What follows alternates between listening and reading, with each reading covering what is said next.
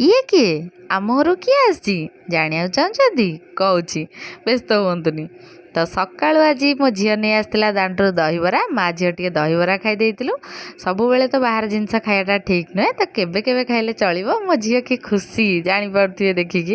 ତ ଦହିବରା ଖାଇ ଯେ ଦହି ପାଣି ନ ପିଇବେ ତାହେଲେ ତା'ର ମଜା ଆସିବନି। ତ ଦହି ପାଣି ପିଇ ଦେଇକି ମୁଁ ପଳେଇ ଆସିଥିଲି ଚୁଲି ମୁଣ୍ଡକୁ ରୋଷେଇ କରିବା ପାଇଁ।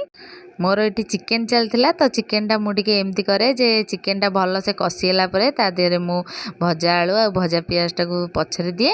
କିଛି ସମୟ କଷିଗଲା ପରେ ତାପରେ ମୁଁ ପାଣି ଦେଇଥିଲି, ତରକାରୀ ଫୁଟିବା ପାଇଁ ଛାଡ଼ି ଦେଇଥିଲି। ଚିକେନ୍ଟା ଚୁଲିରେ ହେଲେ ଟିକେ ବେଶୀ ଟେଷ୍ଟି ଲାଗେ। ତ ଛାଡ଼ି ଦେଇଥିଲି ଫୁଟିବା ପାଇଁ ତରକାରୀ। ତା ଭିତରେ ମୋ ବଡ଼ ଯାଆଙ୍କ ଝିଅ ଆଉ ଇଏ ବଡ଼ ଯାଆଙ୍କ ଭଉଣୀର ଝିଅ ଆସି ପହଞ୍ଚି ଯାଇଥିଲେ। ଯେହେତୁ ମୋ ବଡ଼ ଯାଆଙ୍କ ଝିଅ ମାମୁଁ ଘରେ ରହି ପାଠ ପଢ଼େ, ତ କେତେ ଦିନ ପରେ ଘରକୁ ଆସିଛି। ତ ପିଲାମାନେ ସମସ୍ତେ ଏକାଠି ହେଲେ ଭାରି ଖୁସି ଲାଗେ। ତ ଡ୍ରେସ୍ ପତ୍ର ଚେଞ୍ଜ କରିଲା ପରେ ମୁଁ ମାମୁନକୁ ଏଇଠି ବସେଇ ଦେଇଥିଲି ସାଲଡ଼ କରିବା ପାଇଁ, କଟାକଟି କରିବା ପାଇଁ। ତ ସିଏ ଏଇଠି କଟାକଟି କଲା ଭିତରେ ମୁଁ ସେପଟେ ବଢ଼ାବଢ଼ି କରିଦେଇଥିଲି ଆଉ ସବୁ ପିଲାଙ୍କୁ ଏକାଠି ବସେଇ ଦେଇଥିଲି ଖାଇବାକୁ ଦେବାକୁ। ଖାଇଲା ବେଳେ ତ ଆଉ କେହି ମୁହଁକୁ ଅନେଇବାର ନାହିଁ, ନା କ୍ୟାମେରାକୁ ବି ଅନଉନାହାନ୍ତି। ଗଲା ସମସ୍ତେ ଖାଇ ଚାଲିଛନ୍ତି।